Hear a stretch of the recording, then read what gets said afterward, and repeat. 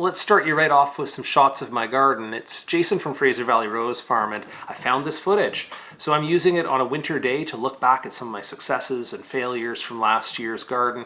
Beautiful. Rosarium Uetersen is that pink rose there. And this is about July 1st of last year. So let's get a look around the garden. Sorry for any shaky camera work. I will scold myself in the past. Once again, that is Rosarium Uetersen there. And then heading down what we call the boulevard area, or sort of a walkway that heads towards our rose garden. Here's a planting combination I use an awful lot. It's Savlia Caradonna and that red Astrantia. And I repeat that combo all the way down this field here. You'll see it on the other side of that fence, repeating 4 or 5 times. And then we have this big rambler rose here. That's Heaven's Eye. I think that's a Geschwind rose. It's towards the end of its bloom period, but for the once blooming ramblers, given that this is July, that's lasted a long, long time in the garden, so that was quite nice.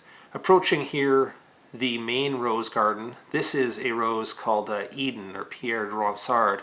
Everybody always goes goo goo and gaga over that one, which it is fantastic, and it's as a rare treat, blooming at the same time as some of the old garden roses like that Robert Le Diablo, which is that purple one on the far left there.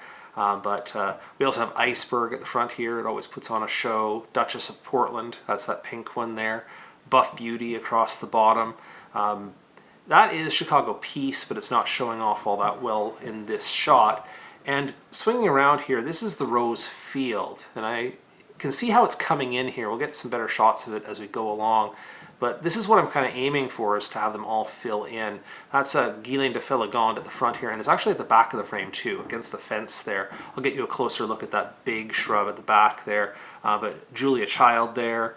I think that's Life of the Party at the bottom, young plant. And these are all at different stages and ages as well. So what I'm aiming for, what I'm hoping to do, is get all of these to fill in, like you see some of the bigger, more mature ones kind of spilling out of those tires and making the tires kind of disappear under their form.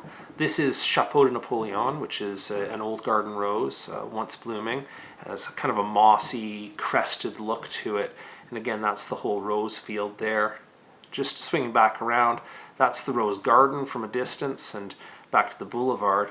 Okay, I'm back at the front of the rose garden here. I guess I just walked over that way, and the sort of coral looking one there you see there is Ferdy, or Hanamigawa, which is a Japanese rose. Sally Holmes at the front, and the red one you see down there is Bérengère de Laine, which has that sort of white markings on the edges, just gorgeous. William Lobb. William Lobb is a beast in the garden. I think I would have probably reconsidered how I placed it, but it sprawls all over the place. But again, you can't really argue with a show like that. I have some empty spaces in the garden now. You can see some gaps down there, so I'm trying to solve that as I go along here. This is Charles de Mills, and arguably another mistake. I mean, it's beautiful. I love the way it looks, but it's also territorial. It's kind of suckering, and you'll see it all over the place here, running into Playboy on the right there, and sort of pushing its way into all of the surrounding roses. So it's going to be a problem, and I may have to remove it from that garden now. I guess I'm getting distracted now. I went over to see this Calycanthus, which is a sweet shrub. Gorgeous plant. I just put it in a couple years ago, grew quickly. And we just put in this garden last year with the bricks surrounding it underneath those trees. We're starting to fill it up with hostas and Solomon seal and other shade-loving plants.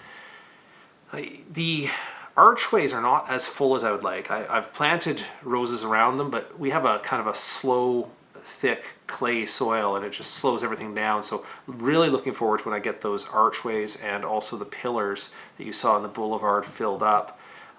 That is Cardinal de Richelieu, that purple one we just passed there. And I guess I'm just cutting through here to get another look at the rose field.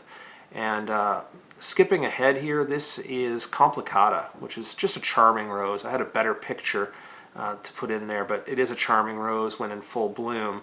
And you know, as I mentioned before, I'm really looking forward to when you can see some of these have filled out that tire and are sort of spilling over the edges and getting to a good size for cutting and a good size for displaying, and hopefully to get those tires almost to just disappear. This is Wild Blue Yonder, which is a nice Floribunda rose, or shrub rose, I think. This is Tuscany Superb, another kind of suckering Gallica rose. And there is the rose field from the far end. And just finishing up, I told you I'd show you that Guillain de Felagonde against the fence here. I think that's all it is for the footage, so thanks so much for watching. If you have any questions, drop them into the comments.